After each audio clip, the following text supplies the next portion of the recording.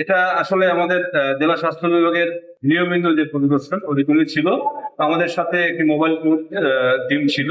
আমরা কয়েকটি প্রতিষ্ঠানে গিয়েছি, সেখানে গিয়ে আমরা বেশ কয়েকটা জায়গায় হচ্ছে বর্জ্য ব্যবস্থাপনার বেহাল দশা দেখেছি এবং অনেকের হচ্ছে ল্যাব টেকনোলজিস্ট বা রেডিওগ্রাফার ঠিক মতো পাইনি। আমরা তাদেরকে জরিমানার আওতায় এনেছি এবং এই পদগুলোতে যেন অবশ্যই সঠিক মানুষ নিয়োগ দেওয়া হয় এটার জন্য নির্দেশনা দিয়ে এসেছি এবং এই নিয়োগ দেওয়ার আগ পর্যন্ত যেন ওই কার্যক্রমটি তারা বন্ধ রাখে এটা বলে।